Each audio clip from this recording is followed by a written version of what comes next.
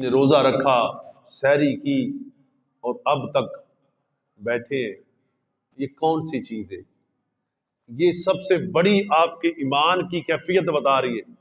کوئی انسان مسلمان مومن روزہ رکھنے والا چھپ کے بھی پانی نہیں پی سکتا۔ اب روزے کی برکات دیکھیں کہ کتنا تقویٰ۔ آپ کسی بندے کے ساتھ کوئی پروگرام بنا لیں کہ جناب آج میں نے صبح سے لے کے شام تک کوئی چیز کھانی یا پینی نہیں، تو آپ کے لیے مشکل ہوگا۔ آپ کوشش کریں گے ادھر ادھر ہو کے کوئی چیز کھا لوں، کوئی پی لوں، کسی کو کیا پتا۔ لیکن آپ دیکھیں کہ انسان کی توجہ، انسان کی کیفیات یہ محسوس کر لیتی ہیں کہ مجھے رب دیکھ رہا ہے، مجھے رب دیکھ رہا ہے اور اللہ دیکھ رہا ہے، اسی لیے تو بندہ نہ کھاتا ہے نہ پیتا ہے، تو ورنہ تو کوئی مسئلہ تو نہیں ہے، کوئی دیکھنے والا تو نہیں۔ لیکن یہ روزے کی برکات ہے کہ روزے دار کو یہ محسوس ہو جاتا ہے کہ میں نے یہ کام نہیں کرنا، یہ کام نہیں کرنا، کیونکہ اسے یہ پتا ہے کہ میرا رب دیکھ رہا ہے۔ تو یہ ایمان کی بہت بلندی، بڑی طاقت ہے ایمان کی کہ انسان کو احساس ہو جائے کہ یار میرا رب دیکھ رہا ہے۔ اب روزہ کس لیے رکھ رہا ہے؟ صبح سحری کے وقت انسان اٹھتا ہے تو کس لیے روزہ رکھ رہا ہے؟ اللہ کے لیے۔ اور اللہ کا وعدہ ہے کہ روزے داروں کو اجر بھی میں خود عطا کروں گا۔ اب کیسے اجر عطا فرماؤں گا؟ اب دوسری بات، آپ بازار سے گزریں، پیسے آپ کی جیب میں ہوں، چیزیں آپ کو نظر آئیں، ٹھیک ہے، آپ خرید سکتے ہو لیکن نہ خریدیں، کھا سکتے ہو نہ کھائیں۔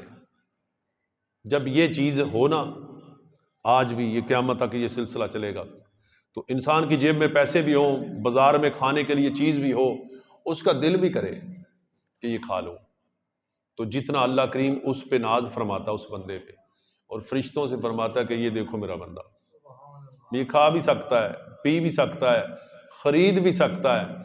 یہ کس لیے نہیں خرید رہا، کس لیے نہیں کھا رہا، کس لیے نہیں پی رہا؟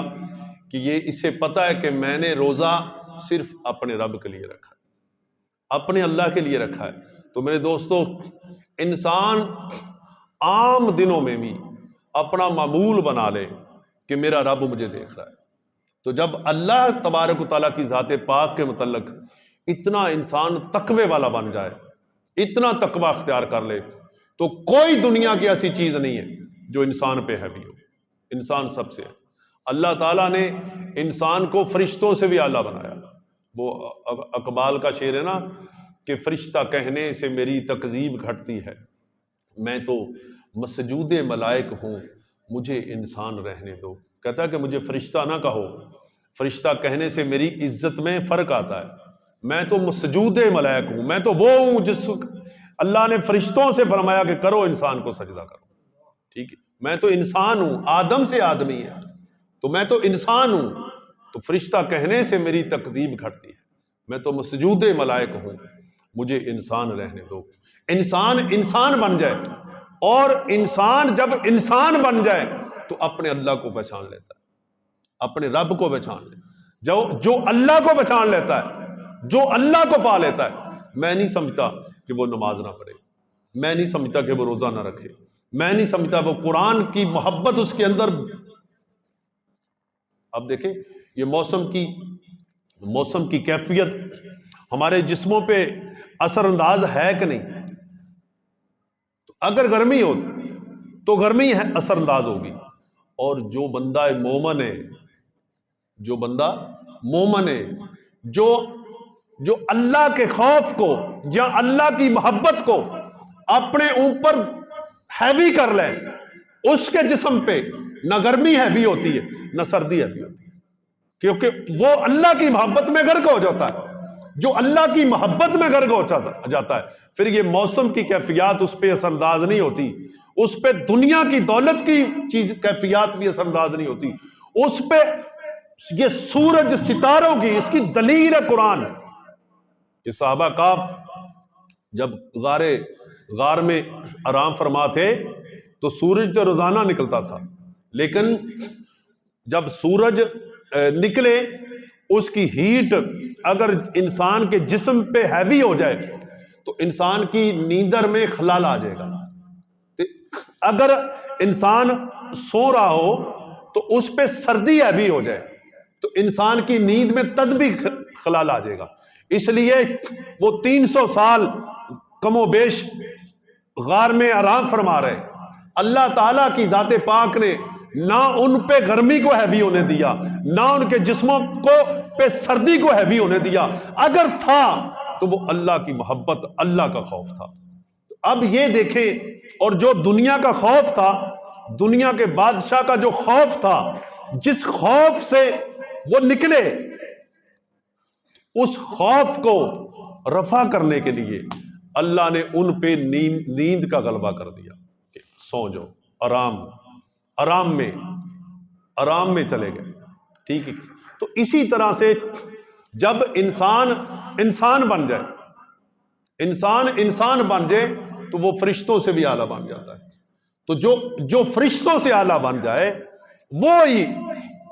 وہی غلام رسول ہے، وہی غلام محمد ہے، وہی بندہ مومن ہے.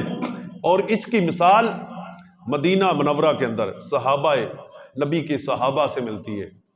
میرے نبی کے ایک غزوہ کا واقعہ ہے. آپ دیکھیں یہ افطاری کے وقت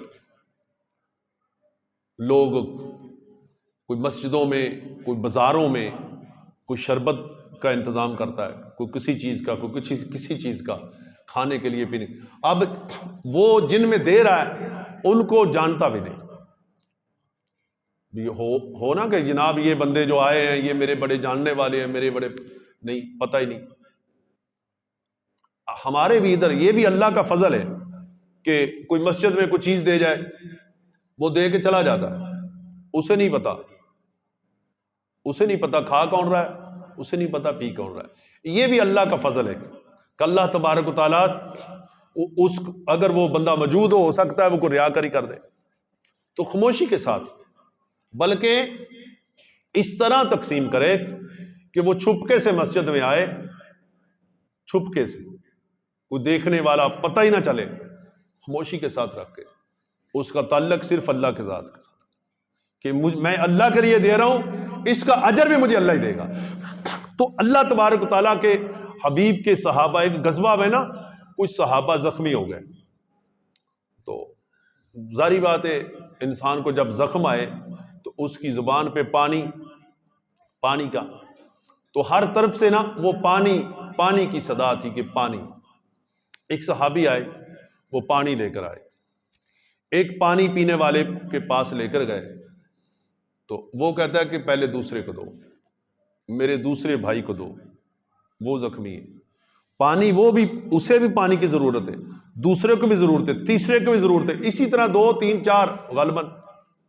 وہ دوسرے کے پاس گیا، وہ کہتا ہے کہ پہلے دوسرے کو دو. اس کے پاس گیا، وہ کہتا ہے کہ دوسروں کو، ان کو دو. اسی طرح سے وہ 2 تھے یا 3 تھے یا غالباً 4 تھے، وہ شہید ہو گئے، لیکن اپنے بھائی کی درد کو محسوس کیا، اپنی خواہشات پہ اپنے بھائی کی خواہش کو ترجیح دی. اور یہ مثال دنیا کے کسی کونے میں نہیں ملے گی. اگر ملے گی تو رسول اللہ کے غلاموں میں ملے گی، نبی کریم علیہ الصلوۃ والسلام کی محبت میں ملے گی. اور یہ چیز ہی اگر محبت رسول ہی اگر انسان کو مل جائے، اس کو سمجھ جائے، تو وہ کیا کہتے ہیں کہ وہ تخت سکندری پہ تھوکتا نہیں، بستر لگا ہو جس کا سرکار کی گلی میں. تو جو انسان نبی اکرم صلی اللہ علیہ وسلم کی محبت میں چلا جائے تو یہ دنیا کی دولت اس کے لیے کچھ نہیں ہے، یہ دنیا کی دولت ہے ہی کچھ نہیں. سرکار مدینہ پاک میں گزر رہے تھے تو ایک جانور، بھیڑ یا بکری کا بچہ یا بھیڑ بکری مری پڑی، مردہ تھی. حضور فرماتے ہیں کہ صحابہ کوئی اسے 2 درہم کی خریدے گا؟ صحابہ عرض کرتے ہیں یا رسول اللہ صلی اللہ تعالی علیہ وسلم یہ تو مردہ ہے، اسے تو کوئی فری میں نہیں خریدے گا. یہ دنیا کی سیئت ہے. اب دیکھ لیں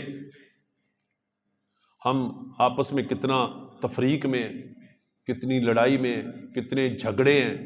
کوئی اس وقت دنیا کے اندر ہے ایسا بندہ کہ جس کا کسی کے ساتھ اختلاف ہو اور وہ دین کے لیے ہو؟ دین کا اختلاف ہی نہیں. اختلاف کس بات کا ہے؟ دنیا کا. اور حضور فرماتے ہیں کہ یہ 2 درہم کیوں خریدے گا؟ صحابہ عرض کرتے ہیں یا رسول اللہ یہ تو مردہ ہے، یہ تو مردہ ہے۔ آپ دیکھیں جو جملہ سید عالم صلی اللہ علیہ وسلم نے ارشاد فرمایا، حضور فرماتے ہیں کہ مجھے قسم ہے اس ذات پاک کی جس کے قبضہ قدرت میں میں محمد صلی اللہ علیہ وسلم کی جان ہے، یہ جو مردہ بکری ہے، یہ مردہ بکری جو بدبودار ہے، جسے ہم چھونا نہیں چاہتے، پکڑنا نہیں چاہتے، لینا نہیں چاہتے، فری میں بھی نہیں لینا چاہتے، حضور فرماتے ہیں یہ دنیا اس مردہ بکری سے زیادہ بدبودار ہے، جس کے لیے ہم رشتہ داروں میں اختلاف، دوستوں میں اختلاف، سب دنگے فساد اسی چیز کے دنیا کے، اور اسی دنیا کو اس رب کی، جس رب نے یہ دنیا بنائی ہے اس رب کی محبت میں دنیا کو قربان کر دو، رب نہ اس دنیا میں کمی آنے دے گا نہ قبر و حشر میں آنے دے گا۔ تو اگر دنیا کو، دنیا صرف اس لیے، دنیا یہ کھیتی ہے آخرت کی، اپنی آخرت کو بہتر کرو۔ ایک جنازے پہ سرکار گئے، نبی اکرم صلی اللہ علیہ وسلم ایک جنازے پہ گئے، تو ہمارا تو قبروں کا بھی احترام نہیں نہ رہ گیا، ہم چاہتے ہیں کہ وہاں پہ ایک بندہ جاتے ہیں فوراً اتنے مجبور ہو جاتے ہیں کہ جناب کہتے ہیں کہ پہلے سگریٹ لاؤ۔ ہم نا ایک دفعہ مدینہ طیبہ سے عمرے کے لیے آ رہے تھے، تو ہماری بس میں ایک نوجوان تھا، مجھے کہتا ہے حضرت صاحب کہ حالت احرام میں سگریٹ پی لینی چاہیے۔ میں نے اسے کہا کہ بھائی میری بات سنیں کہ مردے کو سگریٹ کی ضرورت ہے؟ جو بندہ مردہ ہے اسے ضرورت ہے سگریٹ کی؟ کہتا نہیں۔ کہتا اس کا جواب یہ کیسا؟ میں کہ یہی جواب ہے۔ آپ دیکھیں، آپ سب نے قمیض پہنی، میں نے قمیض پہنی، اس کو جیبیں ہیں، ایک ادھر ایک ادھر ایک ادھر، یہ واسکٹ اس کے اوپر وکری جیبیں، یہ دنیا کا لباس ہے۔ اب میں نے کہا بھی یہ احرام آپ نے پہن لیا، دنیا کا لباس اتار دیا، تو دنیا کو بھی نکالو۔ جیب ہے احرام میں؟ نہیں، تو کفن میں؟ کفن میں بھی جیب نہیں ہے۔ بھئی جب جیب نہیں ہے تو اسی دنیا کو جفے مار رہے۔ تم نے عہد کیا ہے، وعدہ کیا ہے، خود بخود اللہ کی محبت میں دنیا کے لباس کو اتار کے پھینک دیا ہے۔ دنیا کو اندر سے نکالو، اندر سے دل سے ایک نور نکلے گا جو تیرے 14 طبق کو روشن کر دے گا۔ انسان جب اپنے رب کی طرف توجہ تو کرے، ہم توجہ ہی نہیں کرتے۔ جب تک ہم یہ تیرے میرے میں پڑھیں گے، خدا کی قسم کوئی نماز نہیں قبول ہوگی۔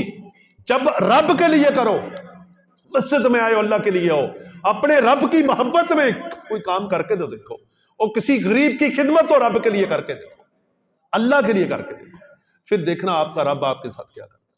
ہمارے اندر یہ چیز ہی غلط ایک چیز پیدا ہوگی۔ اور معذرت کے ساتھ یہ جو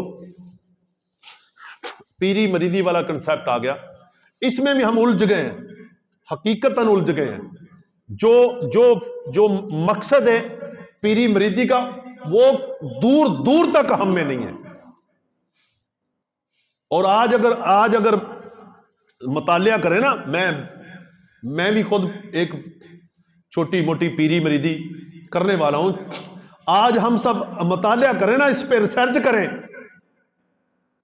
تو سب سے بڑی دیوار نا یہ جو دنیا دار پیر ہیں، یہ آپ کے رب اور آپ کے درمیان میں یہ حائل ہے۔ رب کا پتہ ہی نہیں، پیر صاحب یہی ہے نا بھئی، پیر کس لیے؟ یہ جو سپیکر چل رہا ہے کس لیے؟ لوگوں تک اچھی آواز پہنچے، یہی ہے نا۔ تو اگر یہ مقصد نہیں تو لوگوں نے کامیابی خراب کر لیا، یہی مقصد ہے نا کہ لوگوں تک اچھی بات پہنچے۔ تو پیر کس لیے؟ کہ لوگوں کی اصلاح کی جائے۔ اور ایک رستہ، میری بات ہمیشہ آپ نا شارٹ کٹ کر کے نا اس کو پازیٹیو نیگیٹو سمجھنے کی کوشش کر لیتے ہیں کہ جناب یہ حاجی صاحب نے یہ کہہ دی۔ بھئی یہ مقصد نہیں ہے، ہمارے اندر بیدارگی، یہ ہم تصوف کے ماننے والے ہیں، سلوک کو ماننے والے ہیں، ہم طریقت کے بندے ہیں، لیکن طریقت کا جو معنی آج بگاڑ دیا گیا، جو شکل بگاڑ دی گئی ہے، خدا کی قسم داتا صاحب کو پڑھ کے دیکھو، غوث پاک کو پڑھ کے دیکھو، ان صوفیاء کو پڑھو تو صحیح نا، پھر آپ کو پتہ لگے کہ صوفی کسے کہتے ہیں۔ ٹھیک ہے۔ صوفی کون ہے؟ اس لیے یہ رمضان المقدس کی جو سعادتیں، جو گھڑیاں